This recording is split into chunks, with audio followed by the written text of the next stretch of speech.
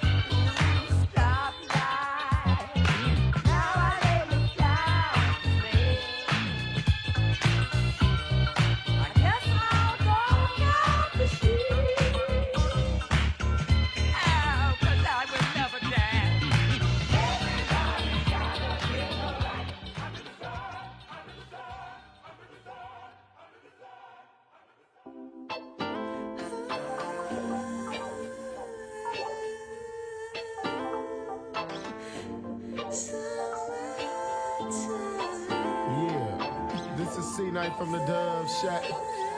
Getting dough, shit out. Kicking it at Kings Park with all the homies. Shit, you know what I'm saying? So what you check out my homie Bo to the Rock. Hit this little solo thing.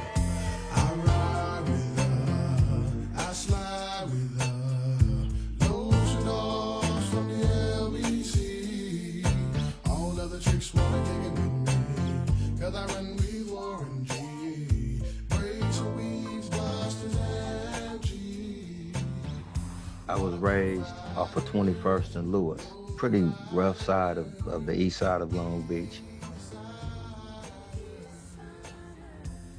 Growing up on the east side, it was fun. It was cool. A lot of sports, activities, ways to make money. No matter what it was, you know, we could get that at King Park. King Park was the epicenter of where all our relationships started. It was our home.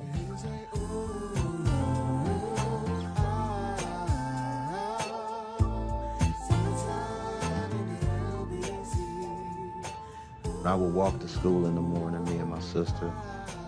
Snoop and his mom used to walk him across the park to go to school at the same time. So we used to see each other going across the park. When we would see each other at King Park, we would always, you know, click and hang out. It was every time you seen Warren, you seen Snoop. Every time you seen Snoop, you seen Warren. The United Teams was a man named Jeff in a blue van. We called the van the Voltron, and we was the Voltron crew. He used to pick us up, take us to different neighborhoods and sell candy. We would work real hard. We would sell all of the candy that's in the boxes, and all we would get out of the deal was like $25 maybe. You know, you go to school, $15, $20, you balling, you know what I'm saying? And we was able to, you know, learn how to hustle and learn how to communicate and have dialogue and dialect and to be articulate with knocking on doors. Hi, ma'am, we're with United Teams, and learning how to sell product and, you know, look somebody in the eye. And that went a long way with us because it was like a skill that wasn't being handed down in the neighborhood. Nobody was teaching this. And most of the guys that did that when we were kids, all of them niggas got money or got jobs. He gave us the opportunity to make something. Even though he was making a lot of money off of us, we wasn't smart enough to understand everything.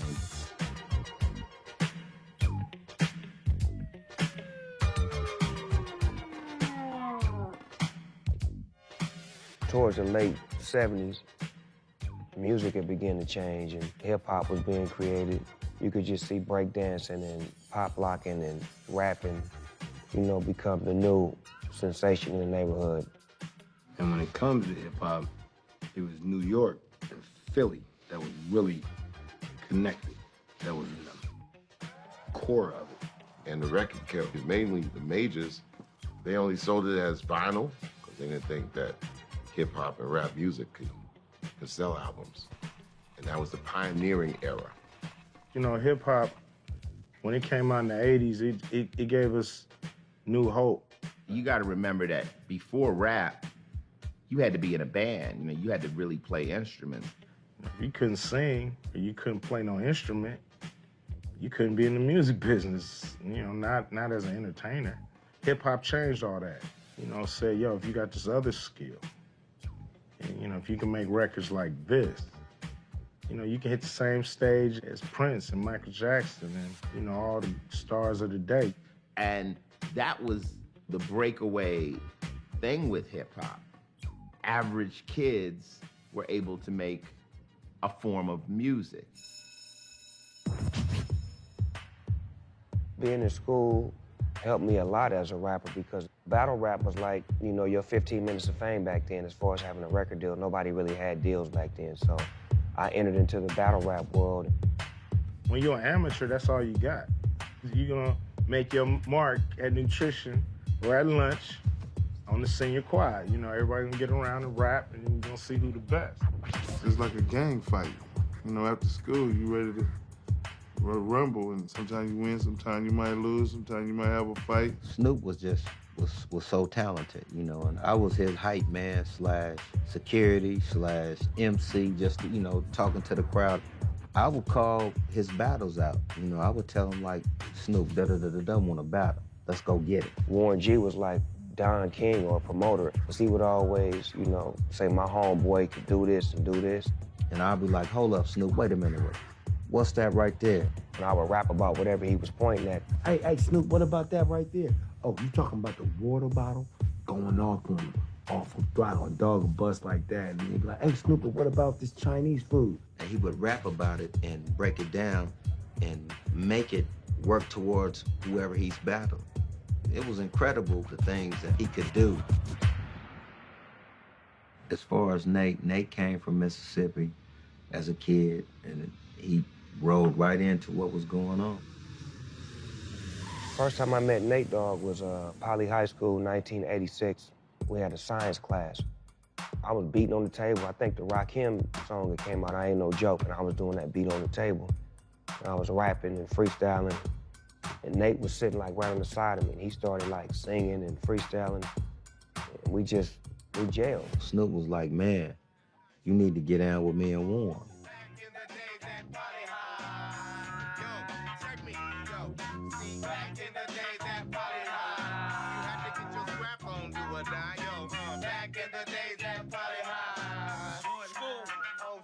I didn't even know that Nate could sing like that.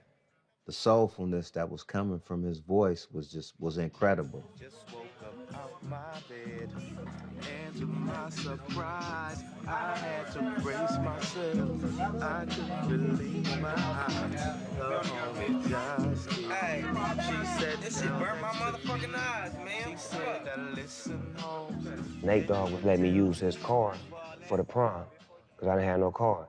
And we used his car for grad night or whatever that was when you go to Magic Mountain, and we dogged his shit out. I mean, me and Warren G drove that motherfucker till the brakes was gone. And that was like the first time 213 was like. We got a group, man, and we just started creating. And we liked the group 415, which was from the Bay Area. So we was like, shit, we're gonna be 213, because we from Southern California. Nate was the soulful vocalist, but keeping it gangster at the same time. I was the producer / artist / DJ, and Snoop was just like the architect, the player, the pimp, the gangster, all in one. We wasn't shit until we all came together and took all of those powers and maximized our strengths. You know, people knew who we were, so we would come in the club and come in and just turn the whole club upside down. You know, and I set it off. You drink whiskey, I drink wine. Come when everybody is gangster time. Boom.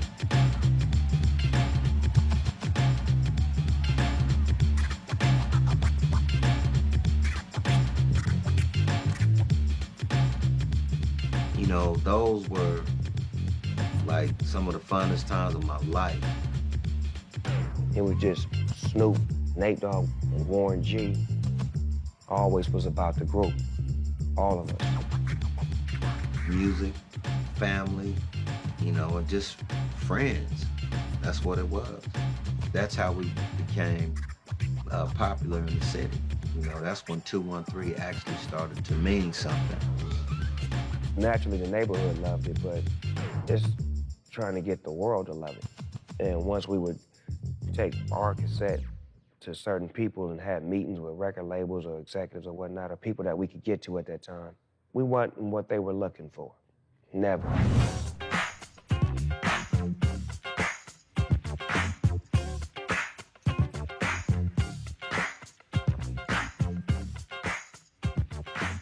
Dre came into my life, I probably was around 7 or 8 years old. My father married Andre's mom. I didn't have no brothers. People said they're brothers, people said they're stepbrothers. I say they're brothers. They grew up in the same house, so. Dre, at the time, too, was really trying to figure out, you know, his path in the game. You know, I mean, he was producing world-class Wrecking Crew stuff, but I don't know if his heart was totally into that style. So he started working with Eazy-E and me and started doing the NWA thing. The world-class Wrecking Crew and NWA, they inspired us a lot, you know. We was around that and just wanted to be like them. Oftentimes, Warren would come to the studio to hang out with us. This was before Death Row. I mean, you know, I knew Warren G he was always there, so I never not saw him. We shot Dre a tape of some of the music that we had, but I don't even know if he listened to it or he did or he didn't. He was just like, pfft. Snoop used to get discouraged a lot, you know, because wasn't nothing happening. My mind was telling me, you know, man, fuck this rap shit, ain't no money in it. So I would give up and not focus on my craft. At one point, I had got so frustrated where I just took all of my rhymes. I had about like 100 raps all wrote down on paper. I just took all the motherfuckers and just threw them in the trash like, fuck this shit, it's over with. And motherfucking Warren G went in that motherfucking poured all of them out of the trash can. All of them. It's like, you know, to be able to believe in somebody where it's like, you know what, I can't let you give up because your dream is our dream. If you make it, we make it. You had 3 guys that, you know, was talented, but at the same time, we still was trying to survive, and really, the only way we knew to get money was to, you know, get into the, you know, the drug trade.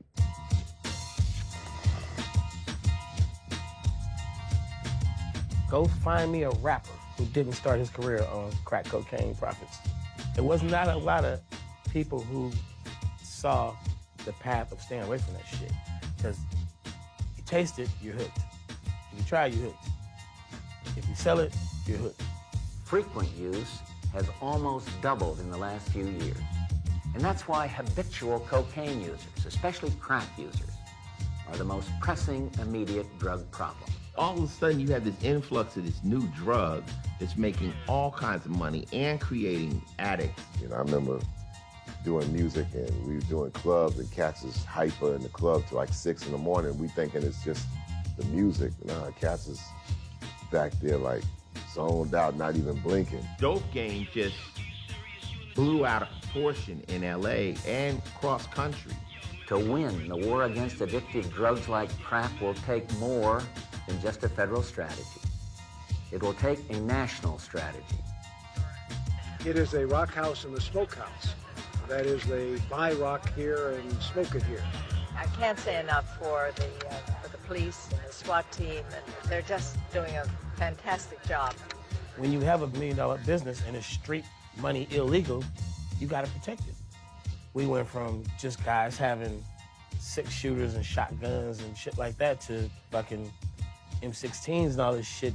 Man, it's like you got a fucking gun that's gonna shoot bop, bop, bop, bop, bop, bop, and not stop for a long fucking time.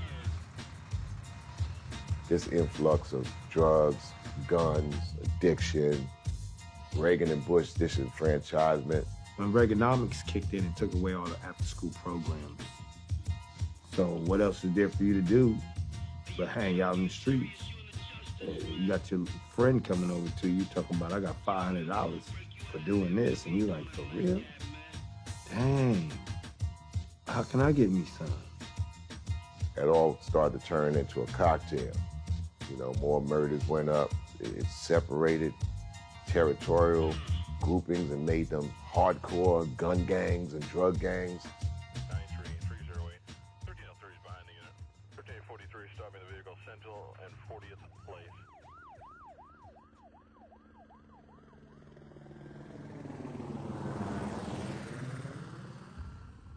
We got involved with all of the wrong shit. Gang banging, selling drugs, shooting, getting shot at, watching the homies go to jail. I mean, all of the above.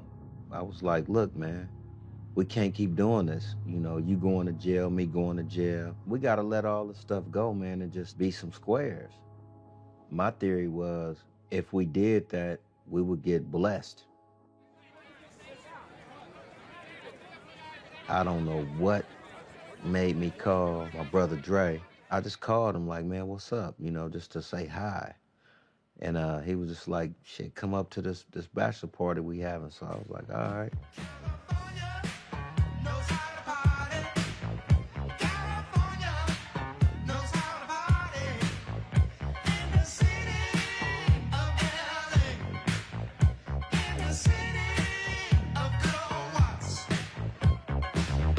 I was getting married. Dr. Dre was my best man. We had a few guys come over to the party, my last night of freedom. Warren G being one of them. And the DJ ran out of music. So Warren presented me with his demo tape at the time. And we popped it in, played it, Kids with the bobbin.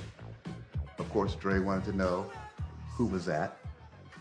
And I told him that's 213. And I was like, Snoop. I seen Dre and I played some of our music and he liked it, man. Snoop was like, fuck that shit. Boom, hang the phone up. Warren G was always pushing to get Dre to hear me. Whenever Dre would come by for a family function or a holiday, Warren G was like, Snoopy rap? Snoopy can rap? He's like, oh, okay. And I'm like, okay, he ain't paying no attention. Snoop was exactly what Dre needed at that time. Easy had gone this way, Cube had gone that way. Dre needed a rapper. So I called him again. I said, Snoop, please, look, Dre want us to come to the studio on Monday. And it just was like, you know what? We're gonna go see Dre, see what he talking about. And when we went to go see him, we never came back.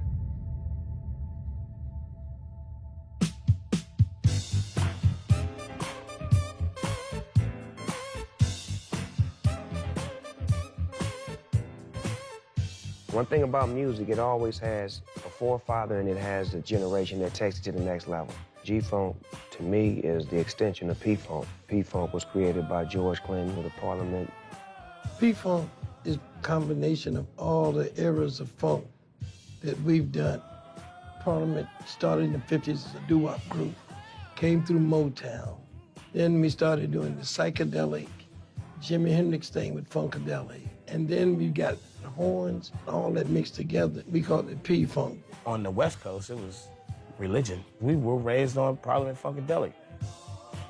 Funk was all I had to grow up on. Parliament came on, Aqua Boogie, baby. That was like the most gang-banging shit ever. Boy, was it neat, yeah. Not just neat, she was totally neat when she did the freak with me. Well, my musical background was basically given to me hands-on by my mama first.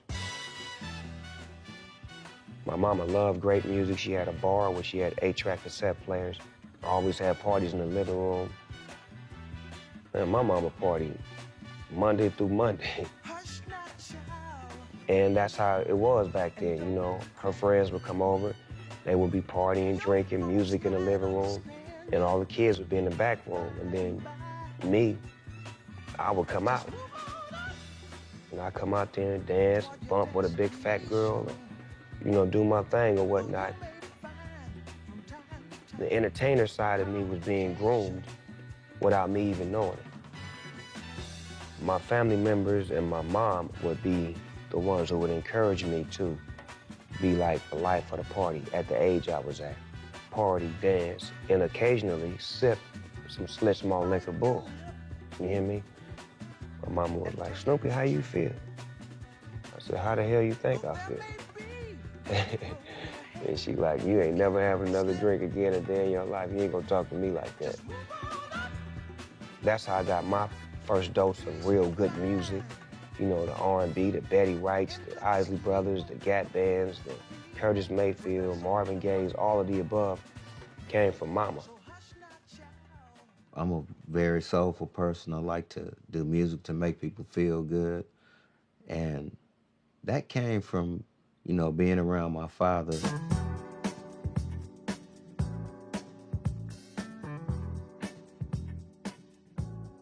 I'd come over, stay with him. He had his little plants, and, you know, he would water his plants, and, you know, he would go in, you know, to his room, and I would smell the smell.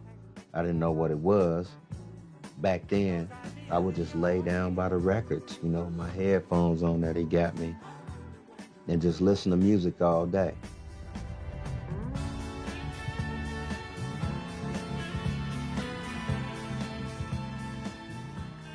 Everything's supposed to have a time period, and supposed to get out of there.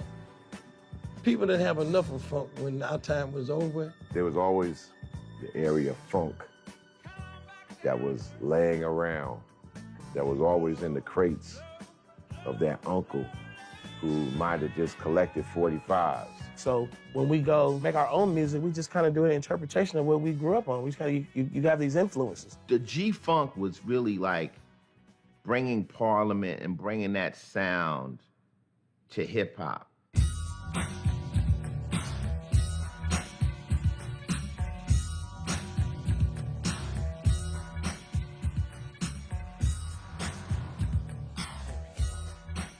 The G and G-Funk stands for gangster.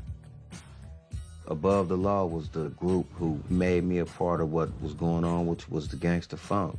Gangster funk, that's our shit. We some gangsters, we make funky music, we talk gangster shit, music sound good, make you feel good. Sounded like gang-affiliated street hip-hop music coming from the underbelly of society, despite the melody. It was poppy, but under it, you could hear the grit. Well, East Coast perspective of G-Funk, you know, is the East Coast perspective back there of funk. Funk didn't get played in New York. Because New York's on this rhythm, there was only certain records that New York wanted to hear. We were disconnected from our black music. We had disco music, so we missed funk. People always try to differentiate like West Coast rap from East Coast rap. I always would say it has to do with the lifestyle. New York, you have a static lifestyle. You're on a train, everything is in front of you. When you're listening to something smooth, G-Funk, it doesn't really match walking through Times Square.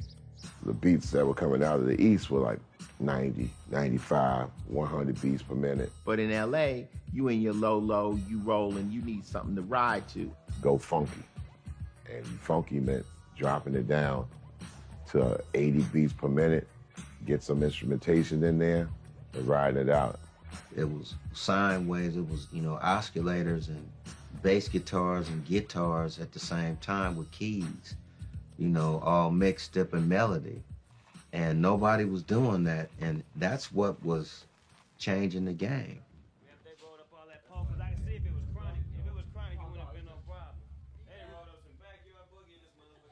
Summer '92, you know, it was about 20 guys staying at my house at the time. You know, Snoop, Warren, all the guys that were on the Chronic, that were involved in that album. Turn the music up, cuz. They gonna think I did that. Come here, Warren G. Moving in with Dre, he was just being a big brother to us and giving us a place to stay because he knew that a lot of the situations that was going on where we was from, it wasn't cool. You know what I'm saying? So he took us out of the urban community, away from the drive-bys and stuff, to create some dope records that we were doing for the Chronic. Snoop, DLC, RBX, Daz, Corrupt. They were all the guys that would write. Rage, Nate, and Jewel, their role was to create melodies.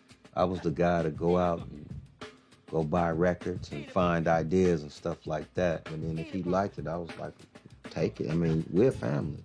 I wasn't like on no business shit like, well, I did this or that. Nah, you my big brother, and I'm with you. I'm ride or die with you. So whatever I do, you can take that shit. I would come in and show him a few things every now and then, but he basically picked it up on his own. He actually taught me how, to start sampling, so I started getting the records. I started sampling different sounds and making my own shit. Little Ghetto Boy, he brought that sample. What's up, Rhythm Rock Live? We're in the studio, Media Killer. We got Warren G right here. We're gonna work on this dope ass song called Back in the Days on the South. My niggas Black G, when niggas walk around with their big black. One of the ones that he really liked was the Let Me Ride sample. He took it and redid it. Dre just went back to, Leon Haywood, 1974. I want to do something freaky to you. Big, black hit. He's old enough to know that. New kids not old enough to know it exists. Figure that out, figure out how to run the studio, find somebody with a rap style over it. Boom, you got an old cat digging it on their memory. You got a young cat digging it on the rhythm that's already in their blood. Break the beat up for me. Motherfucking Dr. Dre's on the piano, Doggy Dog is on the vocals, and I swing like soprano, and cano. Oh my God, like Obano. It's Snoop Doggy Doggy's on the mic, you understand it.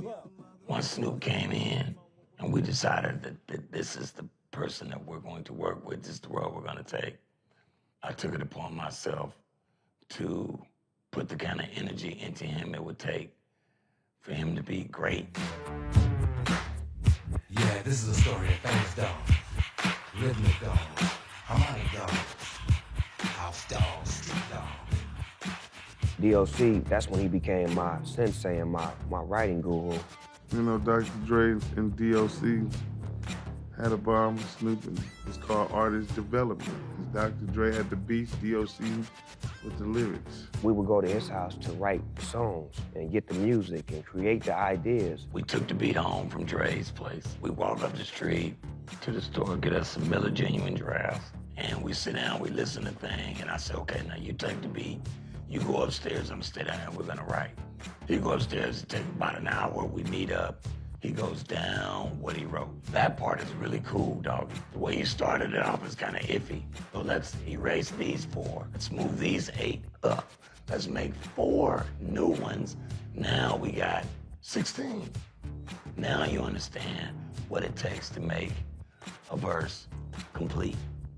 From beginning to end, no flaws. Everybody can ride, there are no mistakes.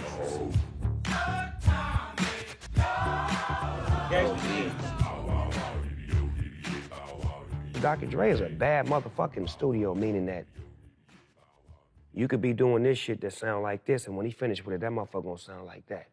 Even with me, when I came to Dr. Dre, I was good, but he made me great. Like, that's what he has, the ability to make you great, to shine you up, to polish you up. Like I said earlier, I deserve a Lifetime Achievement Award. Everybody knew a little something, but Dr. Dre enhanced it, developed it, and helped it to evolve to a higher level. Yeah, man, the Chronic is like, it's the bomb thing on the street right now, And I figure, my album is the bomb, so I had to call it that. Rap has always been like the NFL, man. Some cats are Pro Bowlers, other ones are just good. But the Chronic was like, that was Hall of Fame type stuff, man. I have the same feeling about that album back then as I do now. Wow. Dang. Of that era, that was the best album. It had everything you could want in a record. Political, socialism, fun, enjoyment. And it was revolutionary because it was transcending, and it was gonna change the world to have different people who never would listen to hip-hop, listening to hip-hop.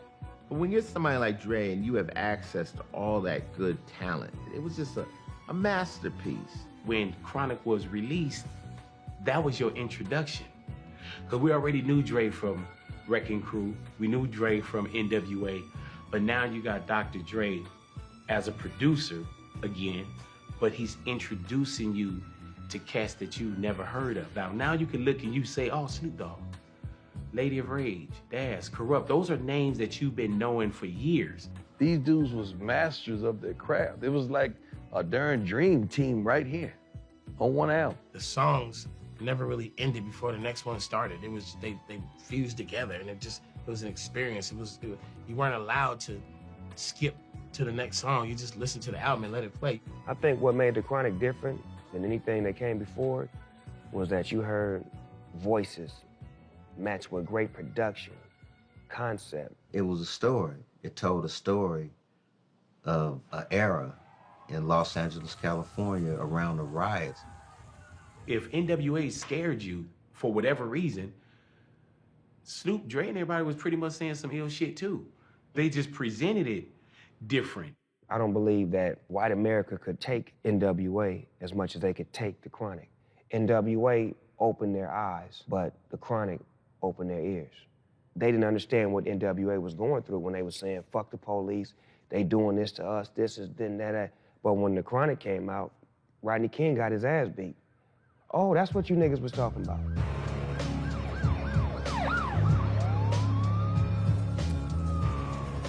It's funny. It seemed like a time black folks as a culture were progressing. The Cosby era.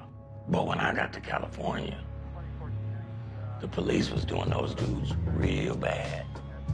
The 362-page report was unsealed this morning, presenting what one high-ranking official said was an ugly picture of his own department. What the report clearly says to us as the leaders of the Los Angeles Police Department is mediocrity is alive and well. LAPD is a totally different type of police force than any other. And when they come out of those cars, they're on a mission. They're never coming out that car to talk to you, to be nice. I got a bunch of stories. They always used to whoop on us. You could be in your white shorts, and a motherfucker be like, lay on the ground. Then they pat you down, let you go. Your clean white pants are now brown and black. Guy rolls off like it never happened. I got arrested for some warrants. Going on the way to the station, I got a beat down. I mean, straight up, beat. Boom. If they're acquitted, there'll be an outcry. A lasting fear and mistrust of the law in LA. I don't think Rodney King beating was a big deal to anybody who was from anywhere in the streets. That was just another nigga got his ass whooped, except on camera. I have no complaints about my police officers. I watched them. I was on the street for 36 hours, and I watched them time and time and time again. Now, there's lots of ways you can deal with this. You could be mad at the police, call them out, talk shit about it. But at the end of the day, all we was saying is, we just want a fair shot.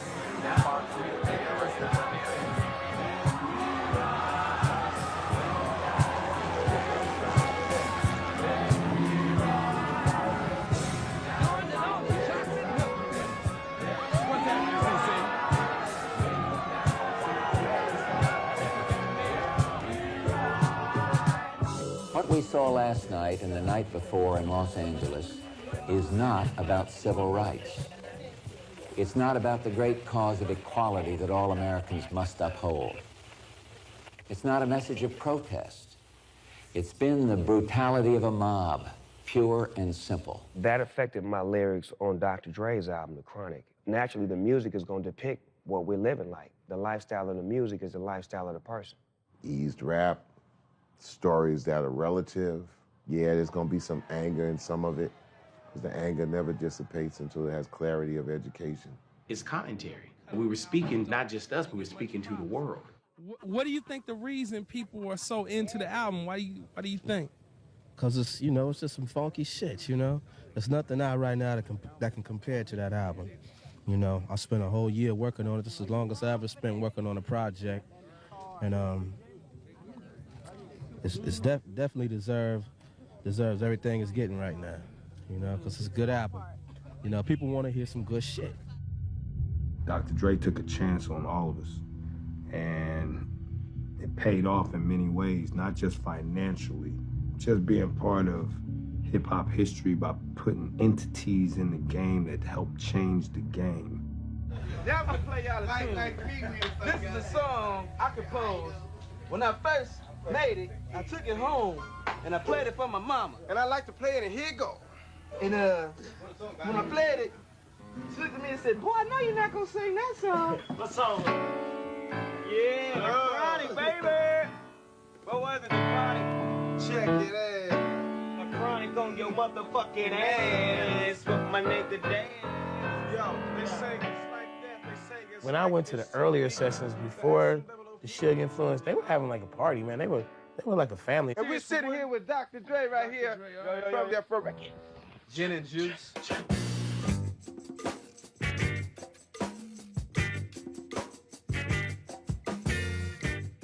Nobody was thinking about money, which is why the music came out great.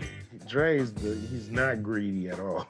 He's probably the most nonchalant with money and with the business part of it because he's not sitting there going, what can I get? He's like, what can I create?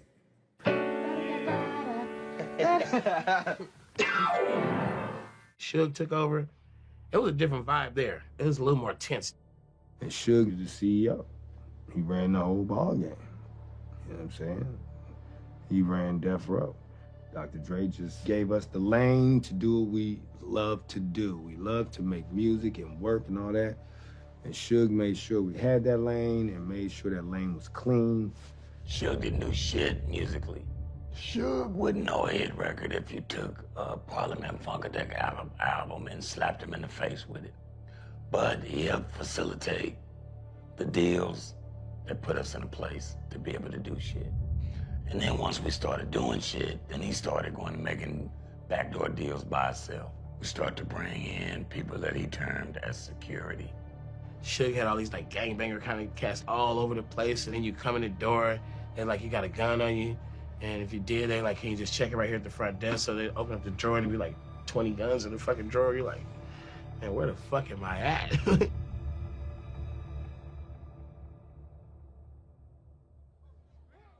At that time, we was right in the middle of doing a lot of good music, and we was just creating some dope records. Things was moving in the right direction, so there was a tour for the Chronic. I was charged up because I'm like, shit, I'm getting ready to go on tour. And packed up clothes, everything, and got up to the airport and everybody had a ticket but me. My best friend, my brother, everybody out having fun, and I'm sitting up here just tore up. Warren G was a part of the Chronic album too. Don't get it fucked up. He brought a lot of music and, you know, ideas and, you know, shit to the table, skits and this and that. It made me feel like, you know, motherfuckers don't even give a fuck, you know what I'm saying? It's like, damn, I thought I was really tight, you know, in the family. And it was fucked up, man. It was real fucked up, because it was like, you could just see the frustration in his face. And it was like, it was hard for him to deal with it. It was real hard to deal with it. It was just a very, very devastating situation, just me not being able to go and be a part of the people who I was down with, you know, with 110%. Warren G was never signed to Death Row Records, and they did it so scandalous to where they didn't present him a contract. Nate didn't sign either, but he was so tight, Dr. Dre couldn't do a record without Nate. Suge was fucking with Warren. He was treating Warren funny. And it was real fucked up because I'm not saying that Dre knew, but I felt like he could have made it happen. And then one day they called me up to another floor, and the contract was there. And I'm asking, where's Warren G and, you know, the rest of Nate Dogg? Oh, they gonna come do theirs later. I went to Dre and I talked to him, you know, and he was just like, you know, you gotta be your own man. I don't want you to go through no bullshit, so just go out and create your own shit, you know, on your own. But me, being such a fan of him, it hurt. I think Warren G is one of the unsung heroes when it comes to that whole crew. Without Snoop, there is no Chronic. Without Warren, there is no Snoop. That early explosion had a lot to do with Warren G. he was there, and Dre's not the kind of guy who gives everybody detailed credits. We just was kicking it around. I put some samples together. Snoop and Doc came over and put some lyrics to it, and put it together like that, and it was the bomb. Nobody gets to make a record that Dre doesn't control. He's not gonna barter his brand. And so if Suge and Dre doesn't see you as valuable behind a microphone, then your work is dead in the water, period. That was supposed to be the thing that made us all win. When it cracked, it's just the thing that made Suge and Dre win. Warren G, he didn't get anything.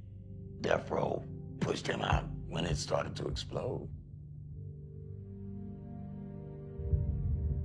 After that, that kind of like made me feel like I gotta go do my own thing. So I went back to the hood, you know, slept on my sister's floor and just started trying to build myself back into who I knew I was. So now tell me a little bit about Death Row Records here. Death Row Records. Death Row Records gonna be the next Motown, you know what I'm saying? We building up something, you know. The Chronic album was the foundation. Snoop's album is gonna be another brick in the house that Death Row built. And I don't need no type of support. I stand on my own 2 feet. I defeat any MC who tries to step to me.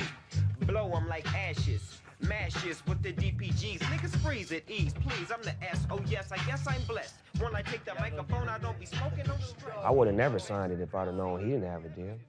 You know, it was thrown in my face like everybody was signed. And then once I found out he wasn't, what was I supposed to do? Go tell him, hey, take my name off the paper. I had to continue to do what I was doing, and this is what you wanted. You've been wanting me to do this shit for the longest. I'm here now. But at the same time, I can't do it with you, but I involved him in everything that we did. Go ahead, Dre, rock that shit. Rock that beat for me right quick so I can the one Warren G got back in the day. Dre, the one Warren G got back in the day. With Nate Dogg singing. Put it on. Put it on. I was around Snoop sessions around 93, just being there to try to be creative and try to help my homeboy be successful.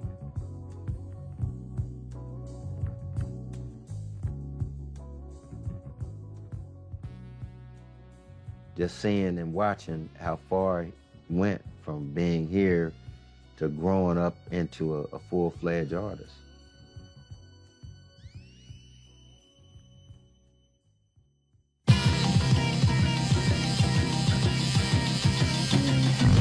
From the depths of the sea, back to the block, Snoop Doggy Dogg, funky at the dock. Went solo on that ass, but it's still the same.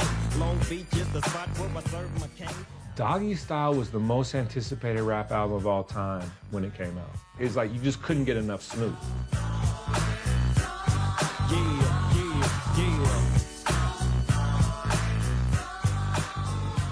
Everybody had heard Snoop on the Chronic and was waiting on his own record. The stage was set. That was a record that introduced the world, not just the dog, because we got the Chronic, but I'm talking about introduced the world to what Long Beach was, what this look was, what Cuz meant.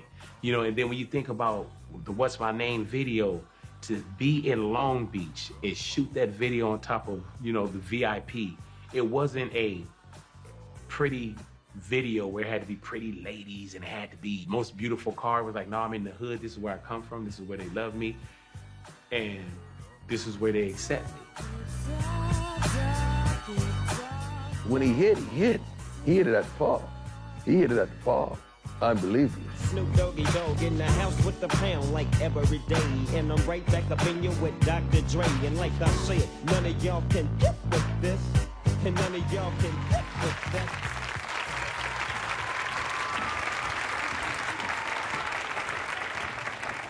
Hey, Snoop, how you doing? You are? Nancy Fletcher. Jewel. How you doing, Snoop? So what's the message that you're trying to send out on your new debut LP? Just something to groove to. Get your mind off your problems. Stop the violence. Something to groove to. So I understand Dr. Dre is a major influence on you. Yeah, it's all a family thing. You know what I'm saying? It's a Death Row coalition. It's like his music with my words. It's like it's a family thing. Something to groove to. I give it up for Snoop Doggy Dogg. The day that it was released, me and Snoop just rode around L.A. and saw the lines in all the record stores, you know. And I remember that because he was so blown away by it. He had to have known on some level. But I think Snoop is just a really humble guy. Everywhere I went, all you could hear was something coming out somebody's window and it was Dog, or the conversations of, man, have you heard this one? What's your favorite? Let's just hold Snoop Dogg up on a pedestal. He's a worldwide household name. Icon, iconic Snoop Dogg. That is the G-Funk in a lightning bolt. Like, that's it. Snoop was dope. I just wanted to hear more and more music from him. Such a cool person, you know. White girls turn Snoop Dogg into a sex symbol. You know what I'm saying? Like, girls from our end, they can say, oh, I love the hair, I love this, but then MTV girls are like, oh my God, do you see this? Doggy Style, Jump, straight pop. Like, I was #1 pop album. I'm trying to figure out how the fuck am I popping? I don't make music that pop. There was always this perception that you make a pop song or a song that has pop possibilities even. That's not hip hop.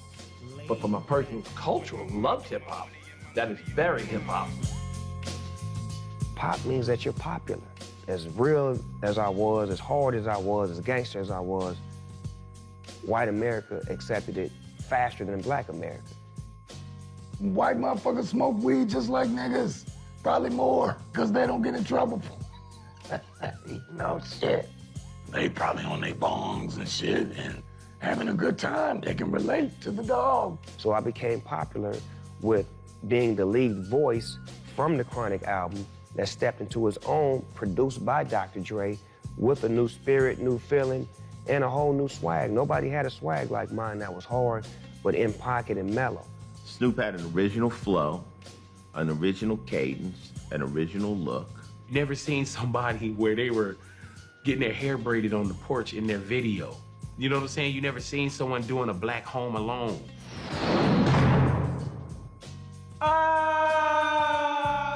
Snoop's vocals was funk. Snoop's vocals was some vocals that people ain't never heard like that. You know, Ice Cube was coming East Coast, I'm coming at you style. Snoop was, I'm in the pocket funk, way in the back. I'm a straight up, no ice liquor. And Snoop is one of them Long Island iced teas, you know, it's smooth. It goes down nice, it flows, but it has the same effect. He was laid back, he didn't really care about you, but he shoots you. That's why when I came, I was the one and only. And the #1 male artist of the year is Snoop Doggy Dogg.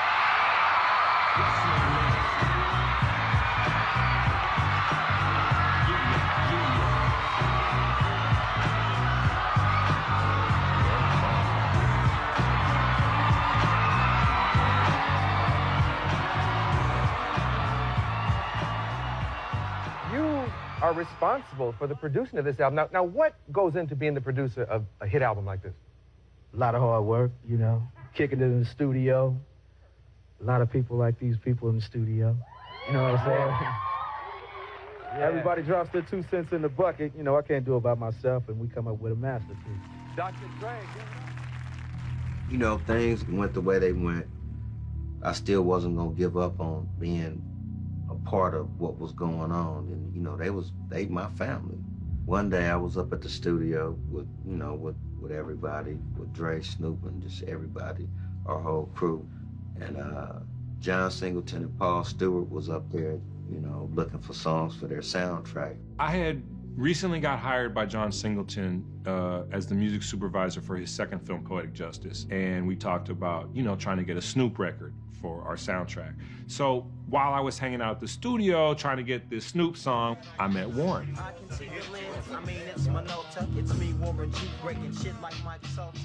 And Warren came up to me, and I never forget, he said, "Man, can I play, you know, this cassette for you?" And I was like, okay. And we went out to my Ford Explorer truck. I popped in the cassette, and I played it, and it was a song called Endo Smoke. It was me and Mr. Grimm. Smoking on the bud, feeling kinda high. Sipping on the gin, feeling kinda fine. A Warren G production sits in the tape deck as Mr. Grimm raps. Yes, we're signing this. This is done. I already knew I loved it. I didn't even have to hear anymore. I was sold. And I was like, what? So you gotta be kidding me.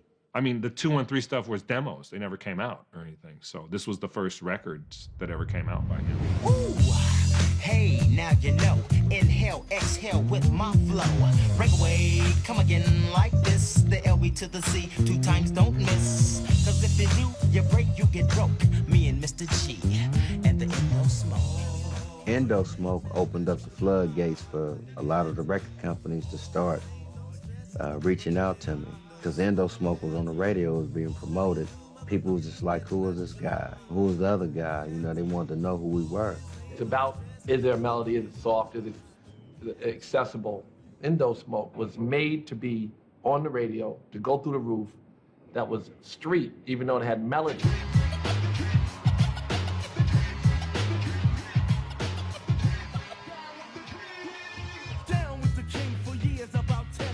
I wanted to be on Def Jam Records as a kid. Def Jam was the home of all of my favorites. The opportunity to be on a label with all these different groups that I look up to and that I never think I was going to be able to be around them.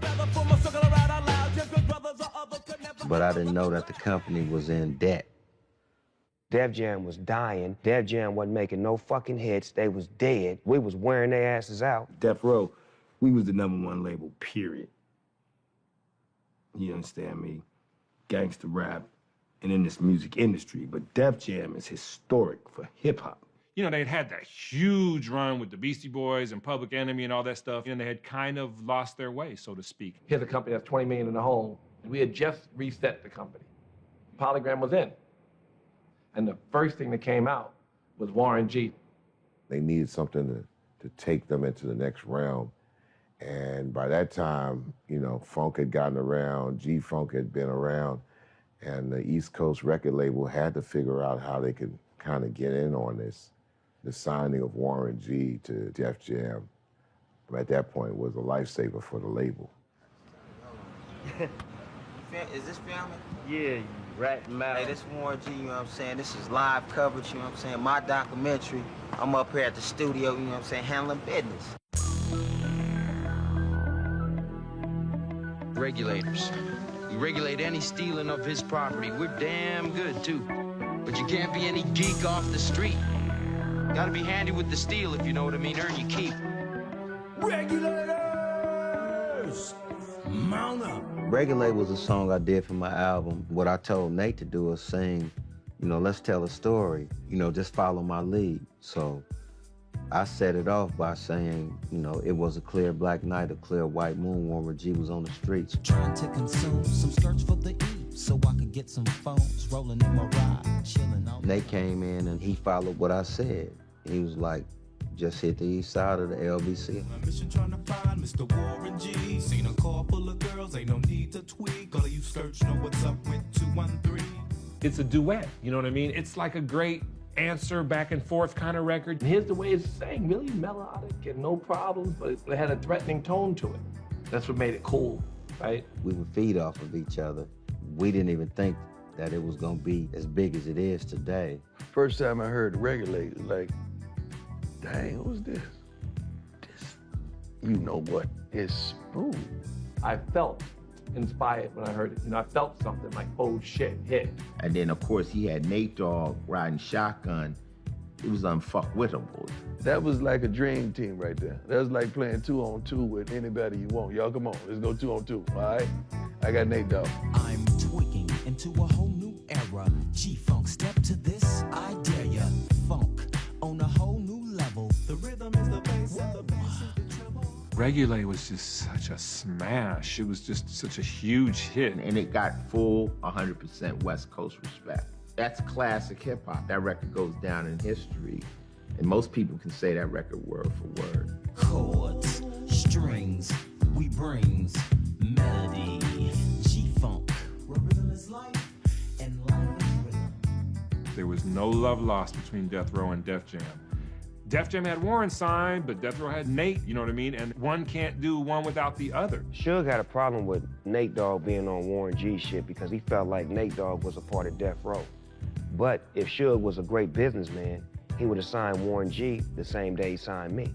You allowed that to happen. Warren wasn't going for it. He wasn't scared of Suge, so he was like, man, fuck you. And he went and did his own thing, and No, Suge didn't like none of that. At the end of the day, everyone had to kind of give in. The song was featured on the Above the Rim soundtrack, which is an amazing soundtrack on Death Row Records, one of the best soundtracks ever made, and was Warren's first single from his album. It was credible to come out on Death Row and be the lead single on a Def Jam record. It speaks a lot to what a great song it was and how popular it was at the time, too. The phone is ringing and I'm in the bed. I don't wanna answer cause I know it's some chicken head. Sure enough, when I picked up my phone, some stupid ass bitch wanted to come into my home. I'm contemplating now. Do I need the food? When I dropped my record right before the summer of '94, it just took people by storm because they had never heard nothing like it. I think one thing about Warren's album was, you know, it had all the great G-Funk elements, but it was even more accessible in some ways than like the Dre Snoop stuff because it was more fun, party, less gangster. Warren isn't some big gangster, and he kept it real to who he is. It's different levels of gangster rap. So Warren was more like, I'll shoot you if I have to type motherfucker, you dig? Where a lot of us, when we coming to get you type shit, you dig? My reaction to hearing Warren G's debut album in '94 was classic, because Warren G wasn't a good rapper as a kid to us. We used to always clown, because he used to take all the Dr. Dre raps before they came out and be using those and cheating and shit.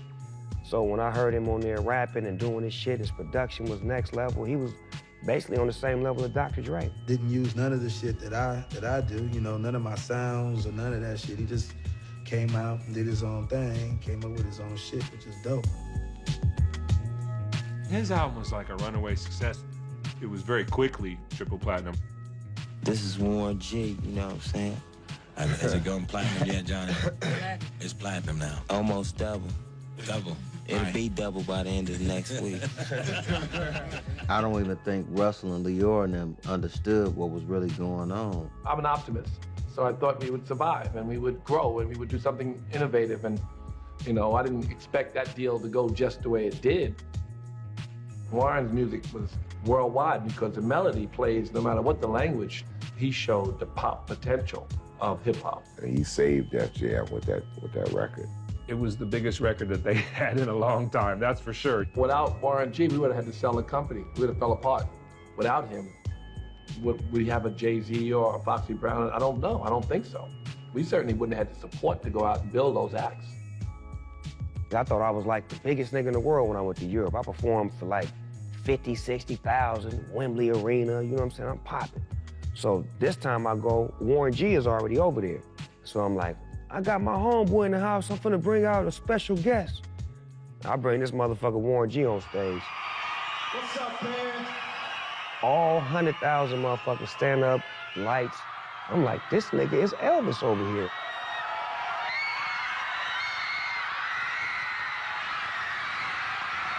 What's up? All right. That's right. I gotta give it up to Bill. I didn't really look at myself as a superstar. I didn't understand what gold and platinum was. And I was like, this is what I get for doing music. Home videos, baby. Yeah, G-Funk rocks it every time. Don't get it twisted. Yeah. The Lady of Rage, Corrupt, Daz and Snoop, Nate Dogg and myself. We loved it, bumped it, and loved him for doing it. But Suge reacted. Suge Knight was so fucked up at the time. Well, he wouldn't even allow us to do shit for Warren G without him trying to get paid. The 1994 Billboard Music Awards will continue. The 1994 Billboard Awards, they asked us to do Regulate. Suge told Nate he couldn't perform with me.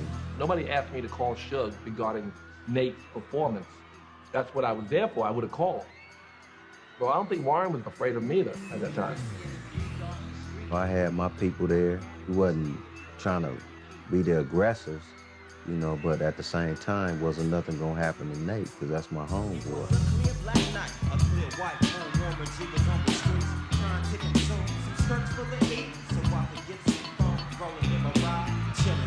I just hit the east side of the LBC on a mission trying to find Mr. Warren G. See the car full of girls, ain't no need to tweet. All of you skirts know what's up with 213. I think Suge know that he fucked up when he let Warren G go. He always wanted to try to get something off of the fact that he could have had Warren G. It wasn't a good reflection that this artist, who was part of his camp and viewed as his camp by almost everybody, left and kind of went to this East Coast label that he didn't like, Def Jam, and had all the success. You know, and we all know how Suge deals with business and negotiates. Throw your hands in the air and wave them like you just don't care. And if you're now an A-Dog and Warren G, somebody say, oh yeah! Oh yeah! Hello, Warren. Hello, Patrick. Just wanted to say you guys know how to throw a party. And I just want to say that I'm having a really good time and that I'd like to play a tune for you.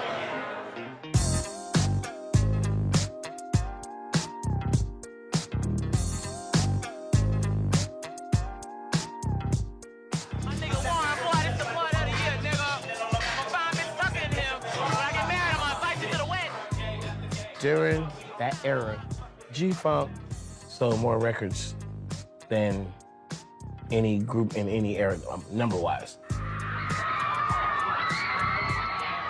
No matter where we went all over the world, people embraced G-Funk and what we did. G-Funk was more than just a sound. See, G-Funk opened rap up to a bigger audience because it would never go out of style or come in style because it was a melody. People were so intrigued for whatever reason. It could have been you really enjoyed the music, you really enjoyed the lifestyle, or you also felt this little thing where you felt like, man, this is dangerous. White folks is gonna always be fascinated with niggas. It's the nature of the beast. This is how I love the beat, lyrics. I've always listened to it. You know, white people getting into it. The reason that they fell in love with it is because it's just dope, you know? And they wish they could do the shit. You'll see boxers walk out to it. You will see football players. You see cats from baseball, that's their walkout song. You know, most people in their lockers, you know, trying to hype themselves up to play in Atlanta with the Falcons. It was nothing but noise. The head coach, Jerry Glanville, he brought in these huge speakers where it was a concert in the locker room, man. I wouldn't say it crossed over, because when something's so good and something's at another level, it ain't a crossover. It is what it is. Like Jordan's so good. Jordan ain't black or white. Jordan's Jordan, man. So when you hear that beat drop, the white dudes there, the black dudes, the coaches, the ball boys, everybody, you know. It's a lifestyle of partying and smoking, drinking, hanging. Everybody got to get on. It was like a new day. That basically opened the door for East Coast listeners to feel cool with playing West Coast music, because before that point, niggas on the East couldn't just play West Coast music like that. They was looked at as like, nigga, what is you doing playing that shit? Until we made it fashionably cool with the sound that took over America, to where it was like, oh, you not playing that? You the only nigga on the block that ain't playing it. Everybody had their own level of success, so there wasn't no hating going on.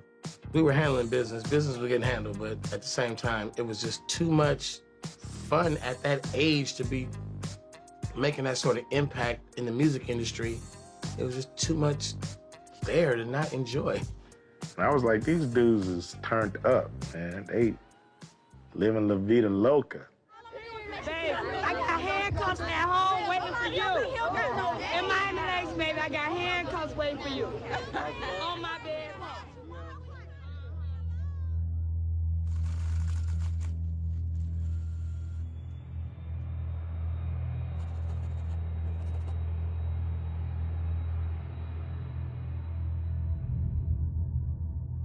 Death Row had really come out and really made a mark in the music business. Taking rap shine from New York had never been done. Death Row, you know, they was the best at that G-Funk style. And only people that could even hint or sniff in their direction was Bad Boy at the time.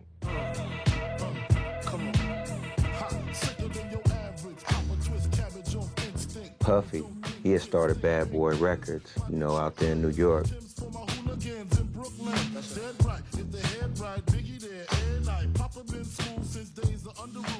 He had signed Biggie around this time, and he was starting to blow up with a lot of hits that used the same samples from the same era that influenced us. You know, but Suge, he wasn't down with that. Yeah. Seen a car full of girls, ain't no need to tweak. All of you search know what's up with 213. First of all, I'd like to thank God. Second of all, I'd like to thank my whole entire Death Row family on both sides, you know what I'm saying? I'd like to tell Tupac to keep his guards up. We ride with him.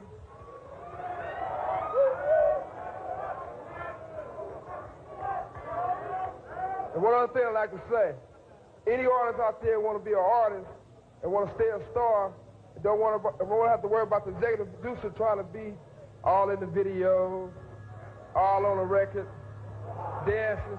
Come to Death Row. I think that was the moment, this period, the moment where everything Suge said was directed directly to Puffy, and he put that out there, Puff took it in, and the shit went to where it went to. It was a bold move also to do it in New York. Suge had a problem with Puffy. That was his personal problem. But the thing is, this one particular guy is a representation of the East Coast. So the East Coast took offense to it. That's what made the East Coast-West Coast war. The East Coast was behind Puffy because they supported him, and the West Coast was behind Suge. And he was behind us. By him being on our team and being our leader, we naturally have to ride with him. Divide and conquer is his primary tactic. In order for me to get the support I need, let me make sure that I alienate the ones that aren't going to be with me. They say it all the time in that culture. Either you with me or you against me. That's gang culture. Death Row and Bad Boy and Death Row. So it's like, I'm looking at the room, you can see all the New York niggas like huddling up like, nigga, it's all of us versus them niggas. All these weak rappers, Nas, all these suckers, they battling over East and West like this is a game. This ain't no game. Media did what they were supposed to do. They took a story and ran with it. And turned it into something. Controversy, and controversy sells. Every other question they would ask us was about East-West. I blame the Source magazine, and I especially blame Vibe for creating an environment where people got killed. They were, instigating something they didn't even understand. These non-violent poets who escaped the hood were surrounded by violent people with no future. Ain't no in between. If you with us or against us. Those who with us, we got love for you. Those who not with us, you don't even exist. We didn't know the consequences and repercussions from what the youth would see out of it, what the streets would see out of it, and what the music industry would see out of it. We were just kids. Shakur was shot 4 times after leaving the Mike Tyson boxing match in Las Vegas in a car driven by Marion Suge Knight, the head of his label, Death Row Records. I should have got involved earlier. I should have put Suge and Puff in the room. I should have put people together. On March 9th, 1997, Biggie Smalls was shot and killed in Los Angeles. Smalls was leaving a music industry party. The shooting was eerily similar to Tupac's 6 months earlier. After Biggie's death, it's too late, right? I regret it because, I could have maybe saved some lives. I should have did more. We were just trying to create music that made people feel good, no matter where you was from. But when everything happened at the Source Awards in '95, it no longer became about the music. It became about what side you was on. And G-Funk was Never the same after that.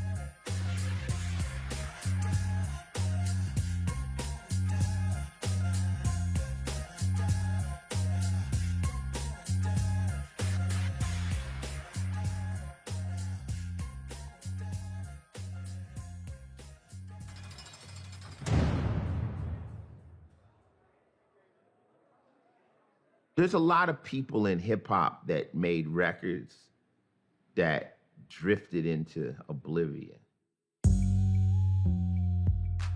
I think the key with music is that you're trying to make something that'll stand the test of time.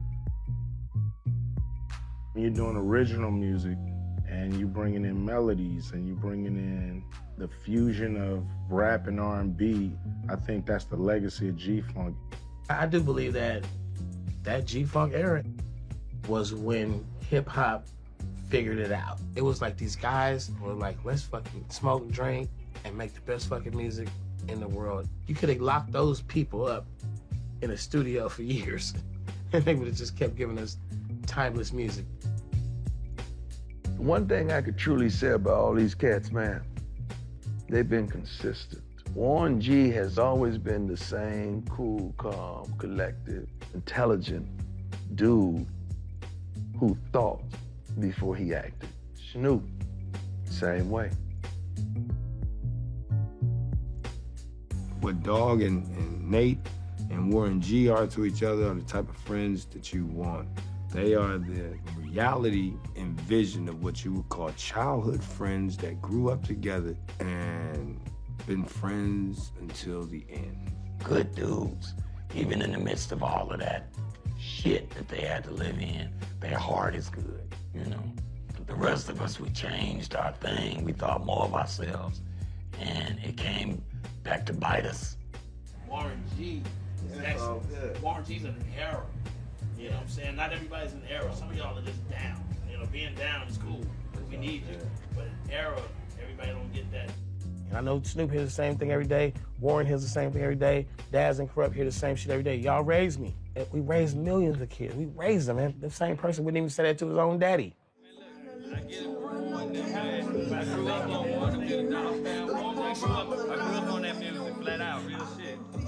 These cocksuckers is not rapping like the fuck we was rapping, and the shit today is some bullshit. Straight up. Fuck it. No, I don't mean that.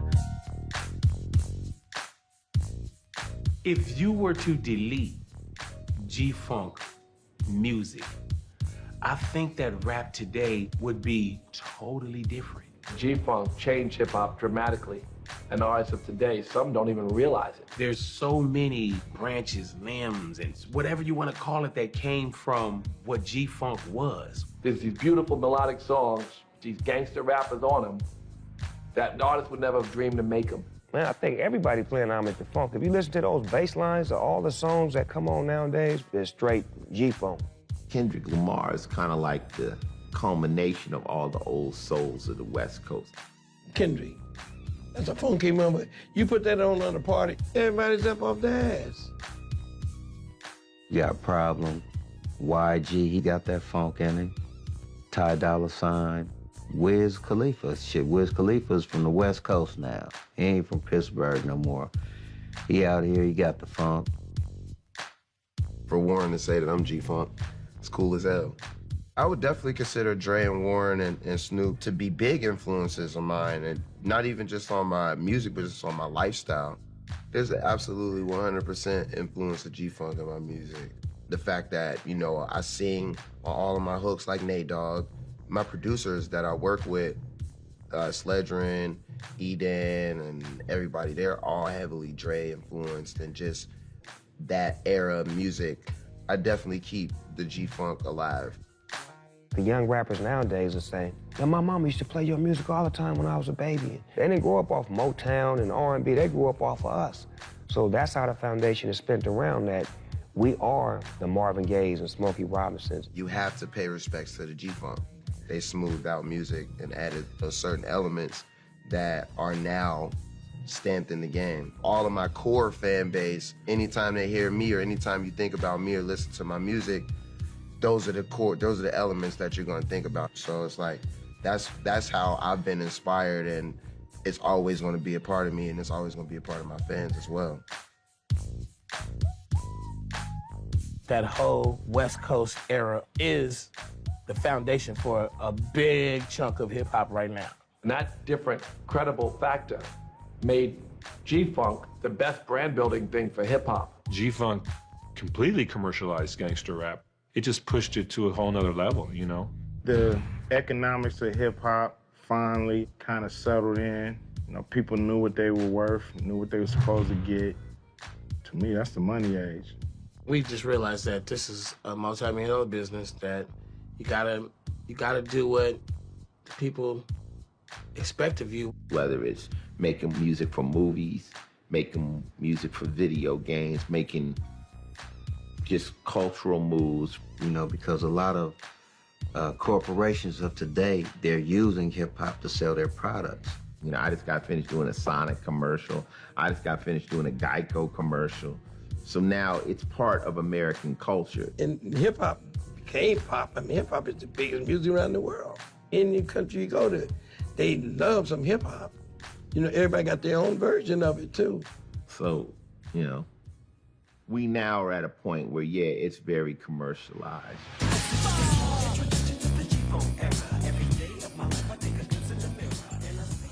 I think G-Funk set the foundation as far as clarity, quality, looking good, feeling good, and having a visual piece to support your musical piece, and to stand by what you say. An artist shouldn't be responsible to do anything else but that, because everything should come from the heart. You know, you shouldn't feel obligated. Just come from the heart. G-Funk gave a voice to many people, not just from California or from gangbang neighborhoods, but people that didn't have a voice, that felt oppressed, that felt like this was a way of expressing themselves through music, good music, that sometimes made a point to address, you know, social issues, but to be mainly party music.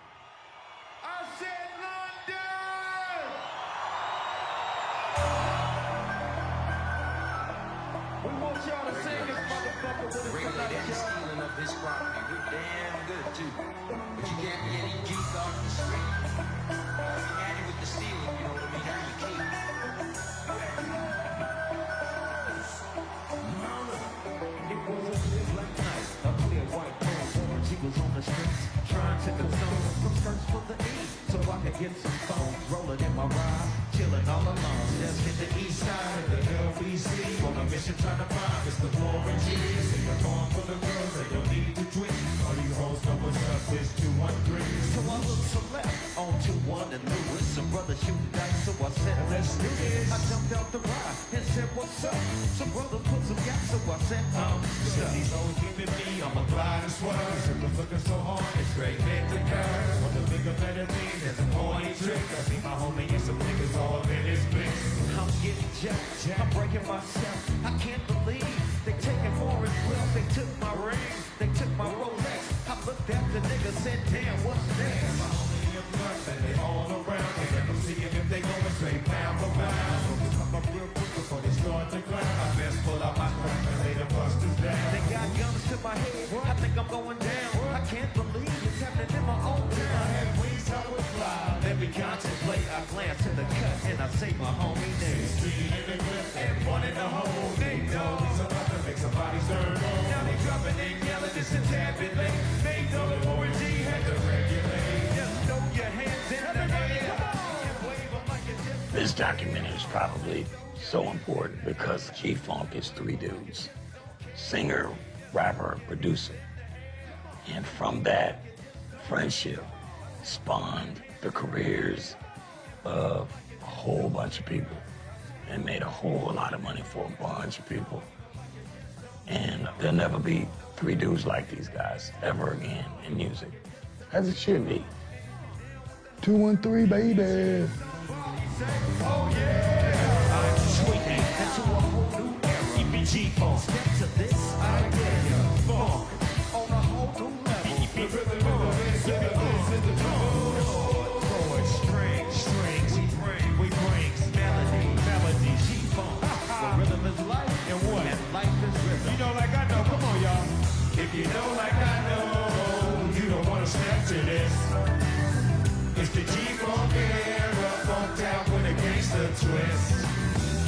you smoke like I smoke, then you're high like every day. And if your ass is a bust, 213 will regulate. Nate Dogg, rest in peace.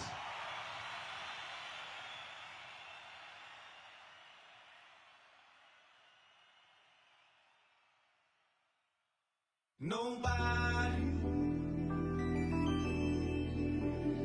does it better. Nobody does it better. They can come closer than close, yeah. Original they never will be. We bumpin' from coast to coast, yeah. We just tryna make you see. Nobody does it better. I'm sitting here tripping, my mind is blocked. Nate Dogg just did it, so it's time to concoct. No one can do it better like this two-man crew. They say we one-hit quitters. Now what y'all gonna do? Always into something, that's my name. Only out for money, hey, cause that's the game. People always ask me why I'm out for scratch. He who has the most is he who won the match. Strike one, me and Nate Dogg is a match. Strike two, leave them standing still in their track. Strike three, you could call us 213. It's the L and the B that makes me act like a G. My exhibition started back in '93, when wasn't nobody listening but Warren and me. To all the non-believers now I bet you see, nobody does it better than me. They can come closer than close, yeah. Original they never will be. We bumpin' from coast to coast, yeah. We just tryna make you see, nobody does it better. They call me Jesus the Spark Plug, keeping it lit. There's no accident for these platinum hits. So when we make it, you show love. Banging in your club, hanging with your thugs, giving up G love. Do you remember back on the east side, when all of us niggas used to love to ride? We didn't care what we did. Time was nothing to us, we were just kids. Times are different now, but you still get stuck. I'm not a kid no more. We want y'all to sing this motherfucker with us tonight, y'all. Stealing up his property, we're damn good too. But you can't get any juice off the street. You had it with the stealing, you know what I mean? Earn your keep.